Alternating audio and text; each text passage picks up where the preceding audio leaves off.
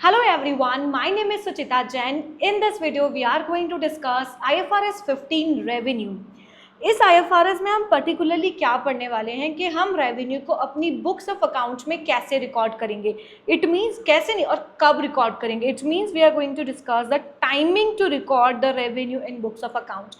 IFRS 15 हमें timing बताएगा, actual timing के when we are going to record the revenue in books of accounts. But keep in mind this IFRS is very important. Why so? Because as we know that whenever we prepare a statement of P&L का first item is revenue. So as a user of financial statement हम companies की क्या देखते हैं, profitability देखते हैं, उनकी incomes देखते हैं, उनका revenue देखते हैं.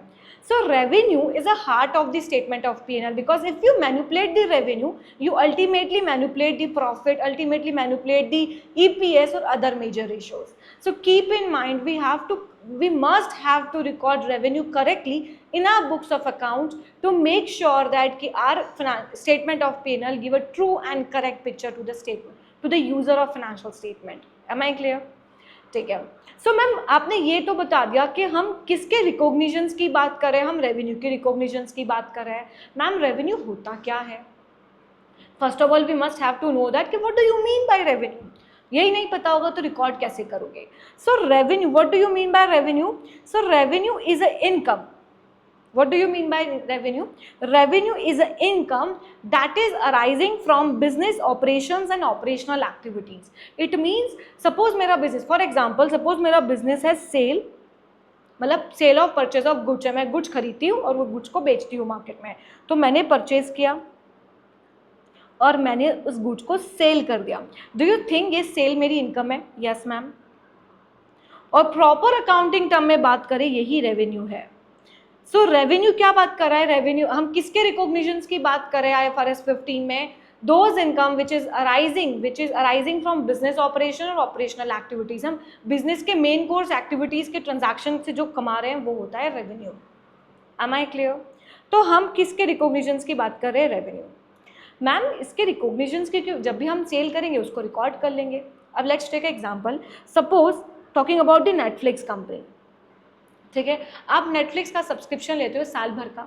ठीक है, आपने उसका पेमेंट कब क्या, we always have to make a payment in advance. हम बिगनिंग ऑफ द ईयर उसका एडवांस पेमेंट कर देते हैं. अब आप मुझे बताओ नेटफ्लिक्स अपना रेवेन्यू कब रिकॉर्ड करेगा? जब अमाउंट रिसीव हुआ. पर मैम अमाउंट तो रिसीव हो गया, सर्विसेज तो दी ही नहीं. या फिर जब सर्विसेज दे दी उसके बाद रिकॉर्ड करेगा, या मिडिल ऑफ द ईयर? कब रिकॉर्ड करेगा रेवेन्यू? इसी कंफ्यूजन को रिजॉल्व, क्योंकि देखो अगर कोई पर्टिकुलर IFRS ना हो इस स्पेसिफिक सिचुएशन को डील करने के लिए तो सब लोग अपने अपने हिसाब से रिकॉर्ड करेंगे रेवेन्यू. कोई बोलेगा जब मुझे पैसा आ गया तब मैं रिकॉर्ड कर लूँगा. कोई बोलेगा नहीं यार मैंने जब सर्विसेज प्रोवाइड कर दी तब रिकॉर्ड कर लूँगा. तो आप उसको कंपेयर कैसे करोगे अगर कोई पर्टिकुलर स्पेसिफिक IFRS ना हो इस चीज़ के लिए? तो इसलिए IFRS 15 इंट्रोड्यूस किया गया. प्रॉपर लाइन या प्रॉपर प्रोसेस बताई गई to record the revenue in the books of accounts, ताकि सब लोग सेम चीज़ फॉलो करें और हम उनके फिनेंशियल स्टेटमेंट्स को कंपेयर कर पाएँ. दैट्स वाई मैंने आपको स्टार्टिंग में ही बोला IFRS 15 टाइमिंग बताता है कि when we are going to record the revenue in books of accounts in advance. यहाँ रिकॉर्ड करेंगे, यहाँ रिकॉर्ड करेंगे कि यहाँ रिकॉर्ड करेंगे. Am I clear? तो IFRS 15 बोलता है कि आप आपकी बुक्स ऑफ अकाउंट्स में रेवेन्यू कैसे रिकॉर्ड करोगे. आप रेवेन्यू रिकॉर्ड करोगे बाय फॉलोइंग द 5 स्टेप्स. आप ये 5 स्टेप फॉलो करोगे और रेवेन्यू को अपने बुक्स ऑफ अकाउंट्स में रिकॉर्ड करोगे. अब ये स्टेप्स ना हम एक एग्जांपल के थ्रू समझते हैं. पहले मैं आपको सिर्फ एक ओवरव्यू दूंगी इन स्टेप्स का. Later on we will discuss each steps in detail. Okay, so let's take an example. Suppose I'm a car dealer. आप मेरे पास आए कार खरीदने के लिए. हम एक कॉन्ट्रैक्ट में एंटर हुए जिसमें मुझे आपको कार देनी है और मैं आपको 1 year repair and maintenance service दूंगी. ठीक है, एग्जाम्पल समझ में. मैं कार डीलर हूं, आप मेरे पास कार खरीदने आए हैं, मुझे आपको कार देनी है प्लस 1 ईयर की रिपेयर्स एंड मेंटेनेंस सर्विसेज देनी है, और जिसके लिए मैंने आपसे अमाउंट चार्ज किया है $150,000. Am I clear? Okay. Now we try to understand the steps of revenue recognition. The first step is identify the contract. मतलब कोई भी जब भी रेवेन्यू रिकॉर्ड करना होगा, there must be a contract. Contract can be oral, can be written, but there must be a contract. You and me are enter into the contract for purchase or sale of car. Okay, so there is a हमारे बीच एक contract हुआ है to buy और sale of the car. Okay, second, identify the performance obligation. इस contract में मुझे क्या perform करना है, what is my performance obligations to deliver the car to you and gives you 1 year repairs and maintenance services. मेरी 2 performance obligations है. कौन कौन सी? कार देने की और एक 1 year रिपेयर्स एंड मेंटेनेंस की सर्विस देने की. ठीक है. Determine the transaction price. देखो हम बात किस चीज की कर रहे हैं? रेवेन्यू रिकॉर्ड करने की. तो ऑब्वियसली आप अगर कार डिलीवर कर रहे हो या 1 year रिपेयर, अब you have to charge something for them. ठीक है. So in our case what how much amount we are going to charge is $150,000. तो what is the transaction price? Is $150,000 is our transaction price. Okay. Fourth, allocate the transaction price to separate performance obligation. देखो इन our example में 2 तरह की performance obligation, मेरी 2 तरह की performance obligation है. First, car deliver करना, मतलब कार सेल करना आपको, प्लस मैं आपको 1 साल के रिपेयर्स एंड मेंटेनेंस सर्विसेज भी दे रही हूँ. एज अ होल इन दोनों को मिला के मैं आपसे कितना चार्ज करूँ? $150,000. So you have to split this amount या you have to allocate this amount to this 2 performance obligation. अब वो कैसे करेंगे, हम कैसे कैलकुलेट करेंगे, वी विल डिस्कस इट. अभी हम सिर्फ एक ओवरव्यू ले रहे हैं कि ये 5 स्टेप्स होती क्या क्या है. Okay. So it means whatever the amount you are charging for your services, for your performance obligations, you have to allocate this amount to a different performance obligation. Am I clear? We will discuss it later कि कैसे करेंगे allocate. And fifth one, recognize the revenue when performance obligation satisfied. ठीक है. हम 2 तरीके से हमारी performance obligation satisfied होती है. पॉइंट इन टाइम और over the time. Means point in times मतलब सपोज मुझे आपको कार सेल करनी थी, कार डिलीवर करनी थी, मैंने आपको कार दी, मेरी परफॉर्मेंस ऑब्लिगेशन सेटिस्फाइड होगी. Am I clear? तो can we say it's point in time हमारी परफॉर्मेंस ऑब्लिगेशन सेटिस्फाइड हुई. और over the time in our case, जैसे अब मुझे 1 years तक आपको सर्विसेज देनी है रिपेयर्स एंड मेंटेनेंस की. जरूरी थोड़ी है कि आप आज ही आ जाओगे, जरूरी नहीं है कि आप 1 month आओगे, जरूरी नहीं है कि आप 5 month बाद आओगे, आप कभी भी आ सकते हो.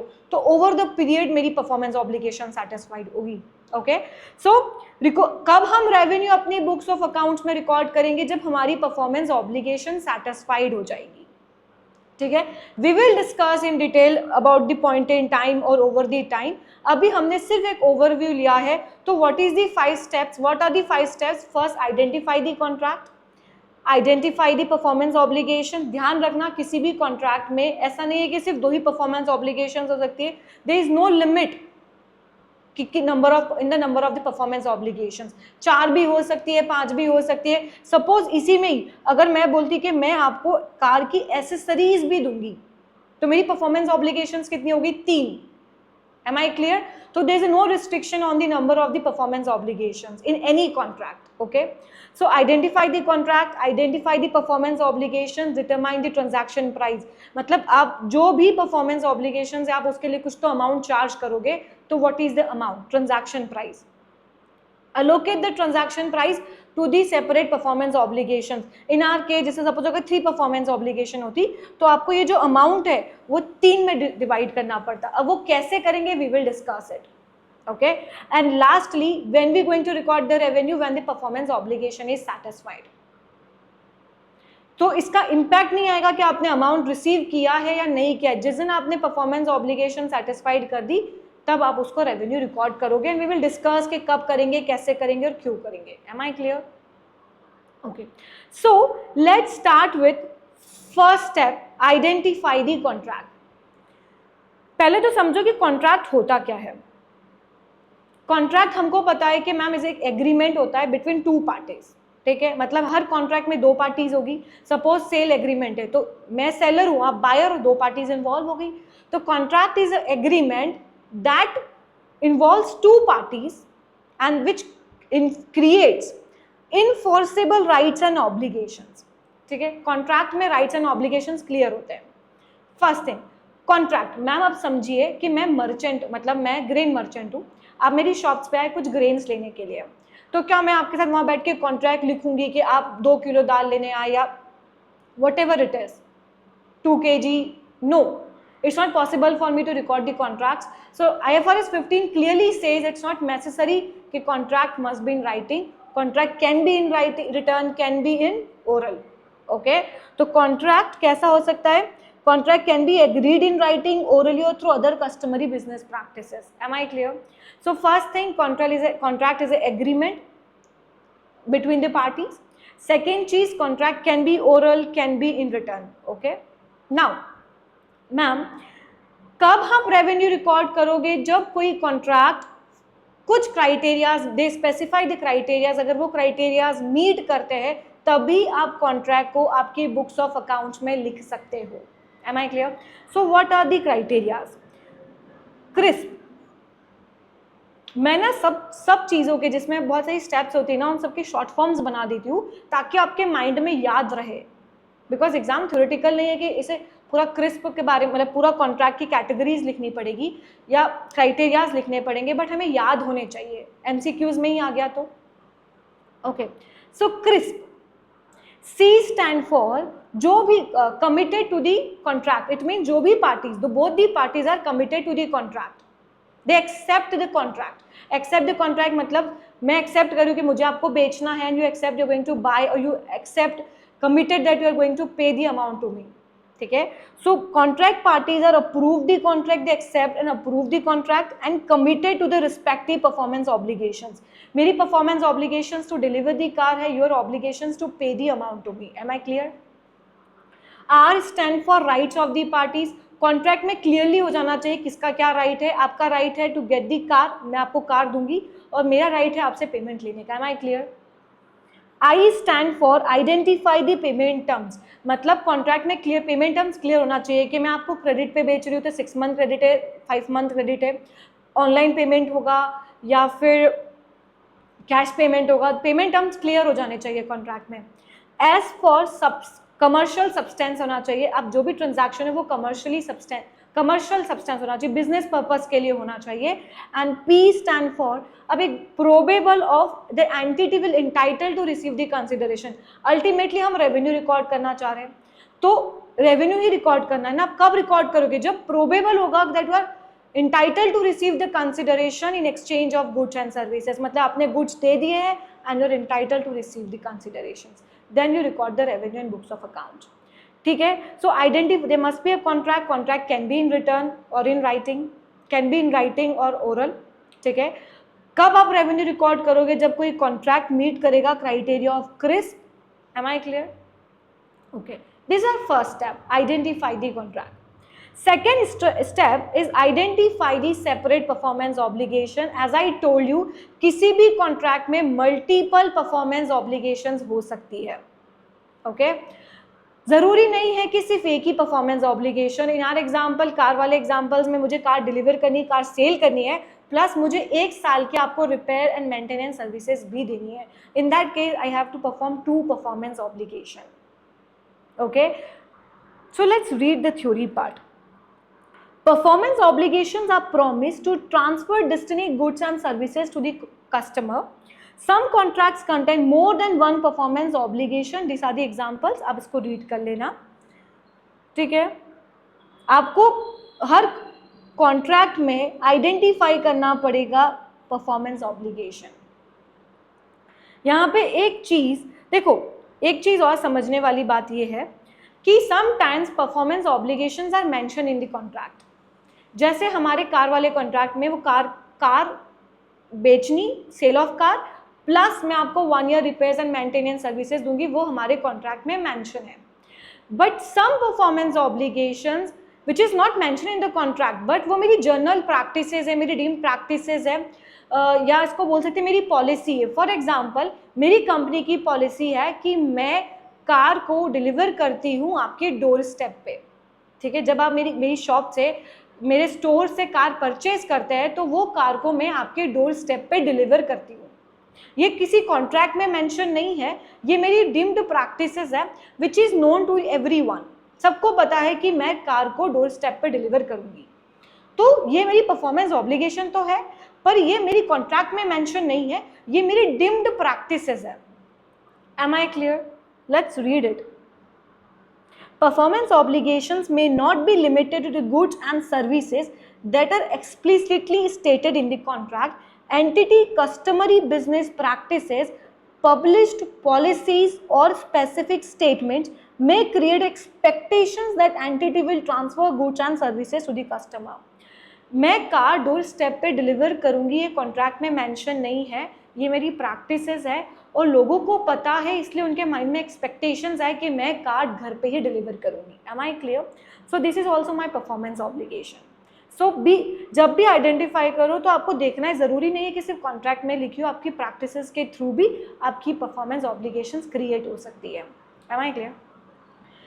एक्चुअली 2 चीज़ें मुझे समझानी है, जो मुझे पहले ही समझानी थी पर वो मेरे माइंड से स्किप हो गया. फिर हम इसको आगे बढ़ाएंगे. ठीक है, इस चीज़ को कंटिन्यू करेंगे. फर्स्ट स्टेप इज़ दैट, देखो हम जब भी सपोज मैंने, एज वी नो दैट कि इन इंडिया GST एप्लीकेबल है. ठीक है, मैंने कस्टमर को गुड्स बेचे 10,000 पे, मैंने उस पर GST लगाया 18%, 1800 का, मैंने कस्टमर से लिए 11,800. अब आप बताए मेरा रेवेन्यू क्या हुआ? मेरा रेवेन्यू 10,000 हुआ या 11,800 हुआ? मैम आपने 11,800 कस्टमर से लिया है तो आपका रेवेन्यू भी 11,800 हुआ, राइट? नहीं, रॉन्ग. मेरा रेवेन्यू हुआ 10,000. क्यों? देखो, I am acting as a mediator. मैं कस्टमर से GST ले रही हूँ और as it is GST government को पे कर रही हूँ, तो मेरा कुछ लेना ही देना नहीं है, वो मेरी इनकम ही नहीं है, तो मैं उसे अपनी पार्ट ऑफ द इनकम क्यों मानूंगी? मैं सिर्फ कस्टमर से टैक्स कलेक्ट करती हूँ on behalf of the government and मैं गवर्नमेंट को पे कर देती हूँ. ओके, सो मेरे लिए ये मेरी इनकम है ही नहीं. मेरे लिए इनकम है जो 10,000 है, वो मेरा रेवेन्यू है. तो it means whenever we record the revenue excluded of tax. Am I clear? Excluded of tax. Second चीज,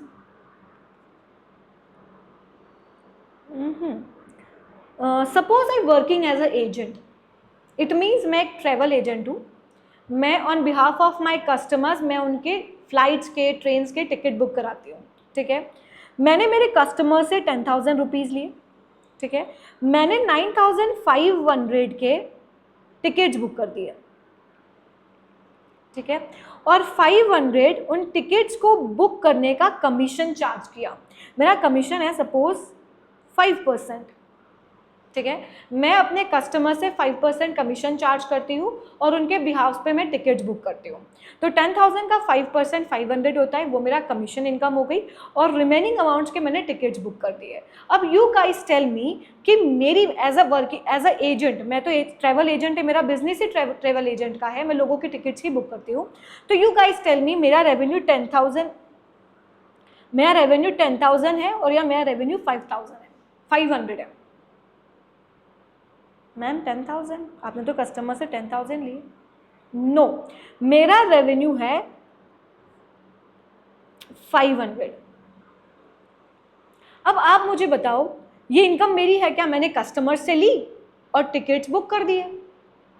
मेरा तो क्या हो, मेरी इनकम क्या हुई? मेरी कमीशन इनकम केवल. वाई सो, मतलब ऐसा क्यों बोल रही हूँ? देखो, अगर आप सपोज है किसी ट्रेवल एजेंट कंपनी का आप स्टेटमेंट ऑफ P&L देख रहे हो ठीक है, अगर वो inclusive of this 10,000 as a income लिखेगी तो 10,000 है, सारी इनकम ऐसे लिखेगी तो आपको नहीं लगेगा उसकी बहुत सारी इनकम्स है, उसकी इनकम बहुत ज़्यादा है, जबकि अल्टीमेटली उसकी इनकम तो सिर्फ 500 ही है ना, बाकी तो टिकट बुक कर दिया on behalf of the customer. So it means that if you working as an agent, so whatever the amount you are receiving from your customer is not your income, only the part of that amount which is belongs to your commission, which you charge as a commission or as a fee is considered as your income. It means 500. Am I clear to you? Why I am explaining this thing? Because read this. Entity must decide if the nature of performance obligation is. उसका nature क्या है performance obligation का, क्या वो as a agent work कर रही है या एज अ एंटिटी वर्क कर रही है. जैसे मैं खुद ही गुड्स एंड सर्विस प्रोवाइड कर रही हूँ तो whatever I receiving the amount from a customer is my income. But if I am working as a agent, अगर मैं एजेंट की तरह काम कर रही हूँ तो सिर्फ मेरी कमीशन इनकम ही मेरी रेवेन्यू का पार्ट बनेगी. Am I clear?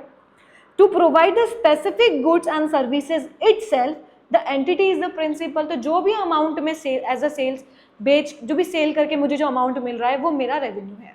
But if I working as a agent तो मेरी इनकम क्या होगी, जो मैंने कमीशन चार्ज किया. Okay, if a entity is a agent the revenue is recognised based on the fees and commission to which is entitled. ये मुझे क्या आपको जब मैंने स्टार्ट किया ना तभी मुझे समझाना था, उस समय वो स्किप हो गया मुझसे. सो ये दोनों चीज़ें याद रखना कि आप एजेंट की तरह वर्क कर रहे हैं तब आपकी जो कमीशन इनकम है वो आपका, वही आपका रेवेन्यू है, प्लस आपका जब भी रेवेन्यू लिखोगे आप वो एक्सक्लूड ऑफ टैक्सेस लिखोगे. Am I clear to you?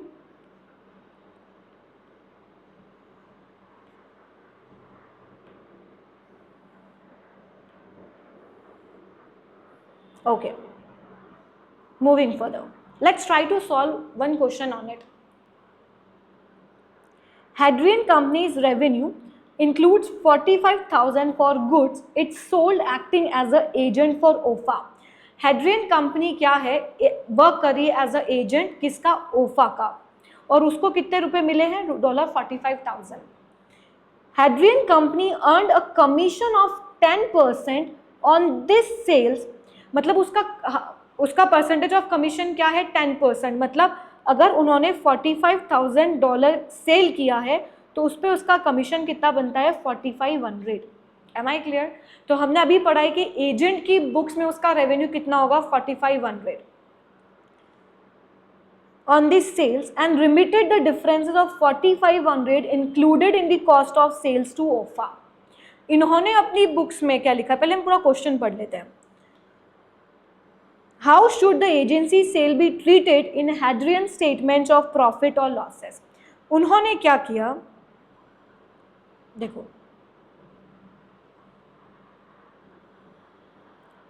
जब working as a commission agent करते हैं तो हमको सिर्फ रेवेन्यू कितना लिखना होता है, हमारा कमीशन का अमाउंट. इन्होंने क्या किया, इन्होंने सेल्स कितने से लिख दी, इनकी सेल्स मतलब रेवेन्यू कितने से लिखा, उन्होंने 45,000 से लिखा है ना. हेड्रियंस कंपनीज रेवेन्यू इंक्लूड्स 45,000, जबकि नहीं होना चाहिए था 45,000, बट इन्होंने क्या किया, रेवेन्यू लिख दिया 45,000 का और लेस कर दिया कॉस्ट ऑफ गुड सोल्ड कितने से, $4,500. अल्टीमेटली इनकम 4,500 ही दिखाई, बट उनकी बुक्स में रेवेन्यू ज़्यादा दिखा दिया, फिर कॉस्ट ऑफ गुड सोल्ड दिखा दिया, जो गलत है. ओके, तो अगर हमको इसको सही करना है तो हम क्या करेंगे, ठीक है, हम इसको क्या सही करेंगे, पहले तो हमको रेवेन्यू कितना बुक करना है, 4,500. जब भी हम रेवेन्यू बुक करते हैं तो हम क्या करते हैं, रेवेन्यू सेल्स को क्रेडिट करते हैं. अब हमको रेवेन्यू कम करना है तो हम उसको डेबिट करेंगे, तो हम क्या करेंगे, जर्नल एंट्री पास करेंगे, डेबिट करेंगे रेवेन्यू कितने से, 4,500 से. ठीक है, कॉस्ट ऑफ गुड्स सोल्ड तो हमको हटाना ही है, ये एक्चुअल में है ही नहीं.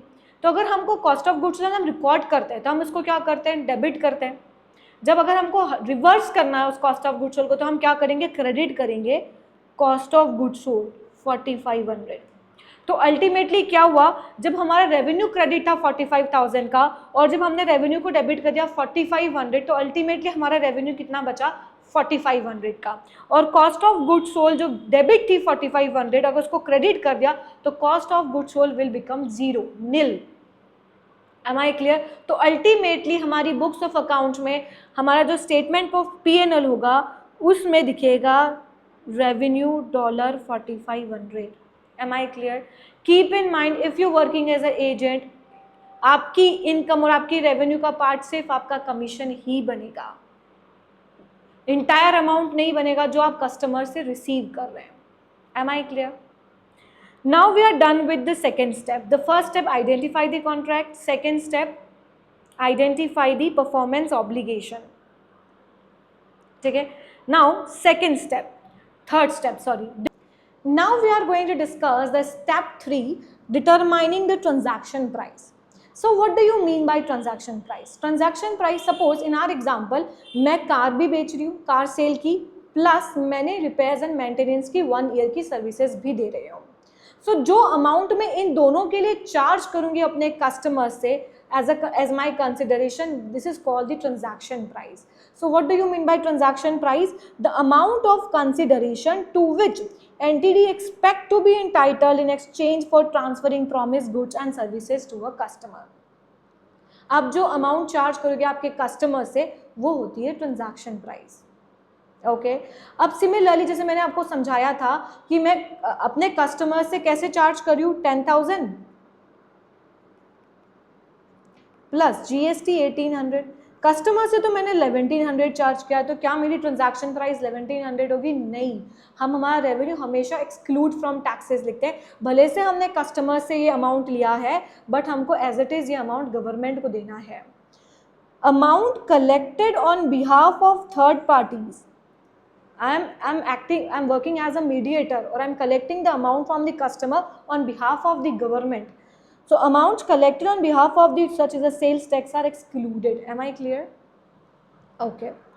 So IFRS 15 says that कि अगर जब भी आप ट्रांजैक्शन प्राइस को डिटरमाइन कर रहे हो और अगर आपके कॉन्ट्रैक्ट में ये कुछ फैक्टर्स हैं like variable consideration, existence of we can say financing components, non cash transaction, consideration payable to a customer, तो आपको इनको कंसिडर करना है while determining the transaction price. आपको इन सारे फैक्टर्स को कंसिडर करना है while determining the transaction cost. अब now we will going to discuss each factors in detail and try to solve one questions on each factors ताकि हमको concept बहुत अच्छे से समझ में आए। So what do you mean by variable consideration? Let's start with variable consideration. So variable consideration means, let's take an example for suppose आपने एक बिल्डिंग के कंस्ट्रक्शन का कॉन्ट्रैक्ट लिया, ठीक है, आपने बोला मैं पूरा बिल्डिंग कंस्ट्रक्ट करके दे दूंगा 10 मिलियन में, ठीक है, और बोला कि मैं 2.5 ईयर्स में कंप्लीट कर दूंगा। सामने वाली पार्टी बोलती है कि आप मुझे अगर आप मुझे ये 2 ईयर्स में कंप्लीट करके दे दो बिल्डिंग का construction along with good quality of product, मैं आपको एडिशनल $2 मिलियन दूंगा। फिक्स्ड हो गया, 10 मिलियन तो फिक्स्ड है कि अगर मैंने 2.5 ईयर्स में काम कंप्लीट करके दे दिया तो मुझे $10 मिलियन मिलेंगे मेरे कस्टमर से, ठीक है। उन्होंने एक और सिचुएशन रख दी कि अगर आप इसको within the time within 2 years में कंप्लीट कर दोगे, I will give you additional amount of 2 million as a performance bonus, ठीक है। सो कब ये जो 2 मिलियन है ये कब मेरे ट्रांजैक्शन प्राइस का पार्ट बनेगा और मेरे रेवेन्यू का पार्ट बनेगा? देखो at the initial stage of construction मुझे क्या मैं आइडेंटिफाई कर पाऊंगी, क्या मैं एस्टिमेट कर पाऊंगी कि यार मैं 2.5 ईयर्स में कंप्लीट कर पाऊंगी? नहीं। जब एक significant level of construction complete हो जाएगा, सपोज 1.5 ईयर्स निकल गए, अब मैं एनालाइज कर सकती हूँ, मैं एस्टिमेट कर सकती हूँ कि क्या मैं कंस्ट्रक्शन 2 ईयर्स में कंप्लीट कर पाऊंगी या नहीं कर पाऊंगी। सो टू नो कि मेरे को ये 2 मिलियन मिलेंगे या नहीं, आई हैव टू एस्टिमेट, ठीक है। एस्टिमेट करना और एस्टिमेट के भी 2 ही आउटकम्स होंगे, या तो कंस्ट्रक्शन कंप्लीट कर पाऊंगी या तो नहीं कर पाऊंगी। अगर कर पाऊंगी और प्रोबेबल है कर पाऊंगी और प्रोबेबल है कि I am entitle to receive that amount, then ये जो 2 मिलियन है ये आपकी ट्रांजैक्शन प्राइस का पार्ट बनेगा, ये आपके रेवेन्यू का पार्ट बनेगा। Am I clear? That's about the variable consideration. हमेशा ध्यान रखना जब भी वेरिएबल कंसिडरेशन की बात होती है ना, it's comes with the condition. या तो आप कंस्ट्रक्शन कर दो, अब ये भी बोल सकता था कि आप 2.5 ईयर्स में ही करो बट क्वालिटी अच्छी लगाना, तो this is also the condition. क्या ये कंडीशन भी, और अगर अच्छी क्वालिटी लगाई तो मैं आपको एडिशनल पैसा दे दूंगा। Am I clear? We can say performance bonus. Let's read it. The amount of consideration receivable within the contract can vary because of such things such as rebates, incentives, performance bonus and other similar items. For example, fixed amount is promised as a performance bonus if certain conditions are achieved. So keep in mind, whenever we're talking about the variable considerations, it comes with the conditions, such as a timely completion of construction, या अच्छी qualities of material should be used. If consideration promised in the contract includes a variable amount, the entity will estimate the amount of consideration to which expected to be entitled. आपको क्या करना पड़ेगा? estimate करना पड़ेगा कि आप entitled हो या ना हो। Am I clear? The method of estimation will depend on potential outcomes. There are only two types of outcomes. Two possible outcomes such as achieve the performance bonus or does not. The amount would be determined most likely outcome, मतलब आपको जिसकी possibility ज़्यादा दिख रही है कि आप construction 2 years में कंप्लीट कर पाओगे या नहीं कर पाओगे, जिसकी पॉसिबिलिटी ज़्यादा, उसके बेसिस पे यू हैव टू डिसाइड कि ये अमाउंट आपका रेवेन्यू या ट्रांजैक्शन प्राइस का पार्ट बनेगा या नहीं बनेगा। Am I clear? Okay. Now we are going to discuss the second factor, financing. When we can say कि किसी भी कॉन्ट्रैक्ट में फाइनेंसिंग का कंपोनेंट है, कब बोलेंगे? 2 सिचुएशंस है। First one when there is a timing difference between supply and payment date. Suppose मैंने आपको गुड्स आज सप्लाई कर दिए हैं बट आप मुझे पेमेंट करोगे 2 साल बाद। Do you think this is significant timing differences between the date of supply and date of payment? तो जब अगर आपको बहुत डिफरेंस दिखे तब हम बोलेंगे कि there is a financing component. Okay, and second when we see that amount difference, amount of promised goods and with their cash sale price. It means that suppose कितनी बार हम suppose कि let's take example कि मैंने कोई goods बेचे, ठीक है, मैंने आपको बोला अगर आप मुझे आज ही कैश पेमेंट कर देते हो तो आई will give you discount of 5,000 rupees over it, ठीक है। बट अगर आप मुझे 3 महीने बाद या 6 महीने बाद या 1 साल बाद पेमेंट करोगे, सपोज अगर आज पेमेंट करते हो तो आप मुझे $45,000 पे कर दो, ठीक है। बट अगर आप मुझे 3 महीने बाद पे करोगे, यू गोइंग टू पे मी 53,000। When the differences between the amount of promise goods and services and the cash price of the promise goods and services. Cash कितनी बार हम देखते हैं जब फ्लिपकार्ट की सेल्स चलती है, they give many times offer that कि अगर आप इंस्टेंट अभी कैश पेमेंट करते हो तो हम आपको डिस्काउंट दे देते हैं, ठीक है। सो जब भी आपको ये 2 सिचुएशन देखे, जब टाइमिंग डिफरेंसेस दिखे या अमाउंट में डिफरेंसेस दिखे, तो we can say that is a financing component. तो मैम अगर फाइनेंसिंग कॉम्पोनेंट दिखा तो क्या मतलब व्हाट टू डू? सपोज मैंने आपको यहाँ आज सप्लाई किया, ठीक है, सपोज इट्स 2013, सपोज इट्स 2022 को मैंने आपको पेमेंट किया। आप मुझे यहाँ पे भी नहीं 2023 में भी नहीं कर रहे हो, आप मुझे पे कर रहे हो 2024 दिसंबर, ठीक है। आप मुझे यहाँ पे पेमेंट कर रहे हो 2 साल बाद, कितना कर रहे हो? $100,000। इतना पेमेंट करना है आपको जो आप मुझे कर रहे हो 2 साल बाद। तो जब भी आपको फाइनेंसिंग कंपोनेंट दिखता है, what you have to do, you have to calculate the present value. इसकी आपको प्रेजेंट वैल्यू निकालनी है। हमने कितने, देखो वी नो दैट कि इन्फ्लेशन होता है, ठीक है। तो आप यू गाइस टेल मी, हमने कितनी बार हमारे बड़े लोगों से सुना है कि हमारे टाइम का 1 रुपया आज के 100 रुपये के बराबर है, ठीक है। सो आपको अगर 1 लाख पेमेंट करना है तो आज उसकी वैल्यू कुछ ना कुछ तो कम हो, आज उसकी वैल्यू कम होगी, तो you have to calculate the present value. First you have to calculate the present value. Ma'am किस रेट पे करेंगे? Next question is about the rate. Ma'am किस रेट पे करेंगे? आज अगर आप मार्केट में लोन लेने जाते तो आपको जिस रेट पे मिलेगा वो मेरी डिस्काउंटिंग रेट होगी।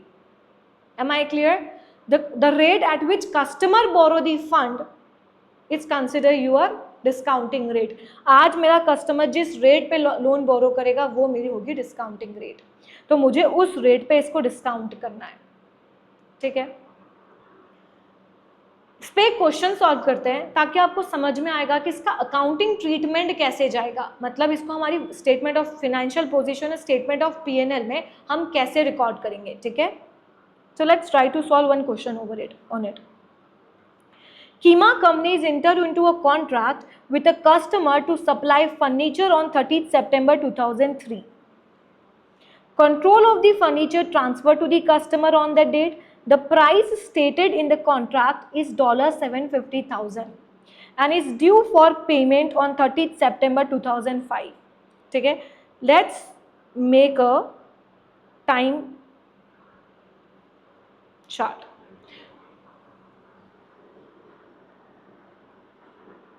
This is our contract, ठीक है। He entered into the contract on 30 September 2003. यहाँ पे हमने गुड सप्लाई कर दिए, मतलब मेरी परफॉर्मेंस ऑब्लिगेशन सेटिस्फाइड हो गई। IFRS 15 बोलता है when your performance obligation is satisfied you are able to record the revenue in books of accounts. मतलब मैं इस दिन मुझे अमाउंट मिला या नहीं मिला, मैं तो रिकॉर्ड कर दूंगी रेवेन्यू, ओके। अब ये मुझे क्या बोल रहा है कि वो मुझे कितना प्राइस का है, $750,000। ये मुझे कब पेमेंट करेगा? 30 सितंबर 2004 और 30 सितंबर 2005। ये ही विल गोइंग टू पे मी ऑन 30 सितंबर 2005, यहाँ पेमेंट करेगा,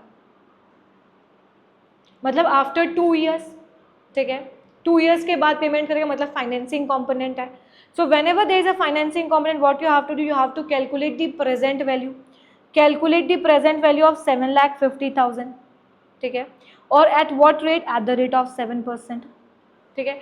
मैं आपको कैलकुलेशन नहीं बताऊंगी कि how to calculate the present value, okay. हमने हमारे बेसिक सेशन में डिस्कस किया है कि how to calculate the present value. हमने बेसिक कि अनवाइंडिंग ऑफ इंटरेस्ट क्या होता है, हम हर साल इंटरेस्ट कैसे चार्ज करेंगे, ठीक है।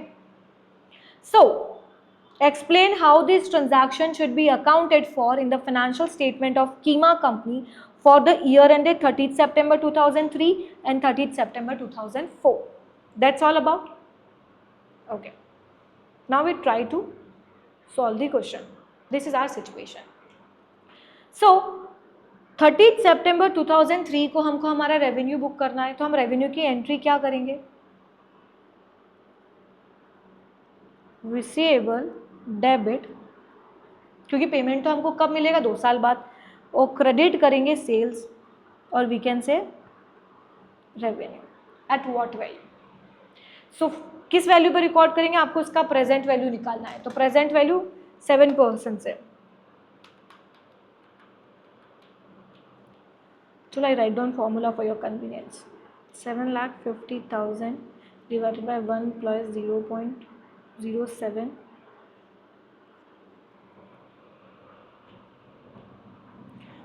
हम रिकॉर्ड करेंगे revenue 655,079, 655,079।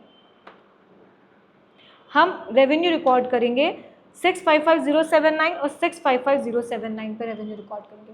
Ma'am tell us one thing that कि हम अगर रिसीवेबल इतना ही रिकॉर्ड करेंगे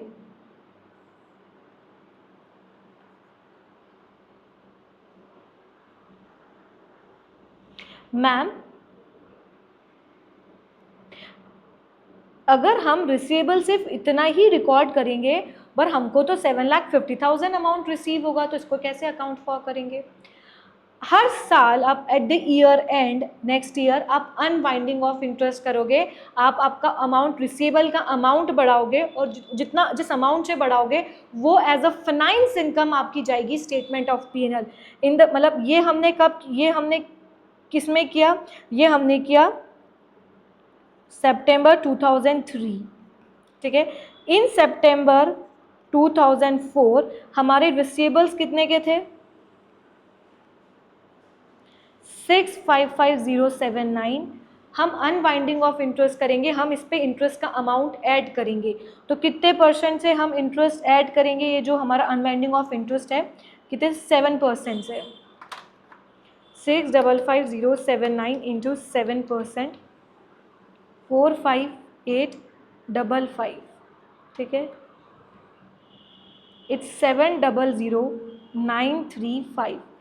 स्टेटमेंट ऑफ फाइनेंशियल पोजीशन में ये हमारा क्लोजिंग बैलेंस होगा रिसीवेबल का, ठीक है। ये हमारे क्लोजिंग रिसीवेबल्स होंगे, और ये जो अमाउंट है, जितने अमाउंट है, इसकी एंट्री क्या होगी? इसकी एंट्री होगी रिसीवेबल्स अकाउंट डेबिट, और क्रेडिट होगा फाइनेंस इनकम, ठीक है। कितने से? 45855, 45855, ये अमाउंट चला जाएगा statement of P&L, because ultimately हमारा रेवेन्यू इतना था। हर साल हम उस पर फाइनेंसिंग कंपोनेंट, जिसको बोलते हैं अनवाइंडिंग ऑफ इंटरेस्ट, जो हमने हमारी फर्स्ट वीडियो में बहुत बहुत बहुत अच्छे से पढ़ा है। ओके, सो ऐसे हम इस ट्रांजैक्शन को रिकॉर्ड करते हैं। ओके, नाउ अब हम आगे का जो नेक्स्ट फैक्टर है about the determination of transaction price के जो फैक्टर्स हैं, non cash transaction and consideration payable to the customer, हम नेक्स्ट वीडियो में डिस्कस करेंगे, और नेक्स्ट सारी दूसरी फर्दर स्टेप्स भी हम नेक्स्ट वीडियो में डिस्कस करेंगे। हम आज यहीं तक डिस्कस करेंगे। Why? So I don't want to make this video so lengthy for you, because हम ज़्यादा पढ़ते हैं ना, तो माइंड में बहुत बर्डनसम आता है, और हम सारे कॉन्सेप्ट को बहुत अच्छे से नहीं पढ़ पाते हैं। मेरा जो इंटेंशन रहता है कि walk slowly but walk daily. Okay, so तब हम मिलेंगे हम नेक्स्ट वीडियो में। तब तक के लिए be happy, stay healthy, bye bye.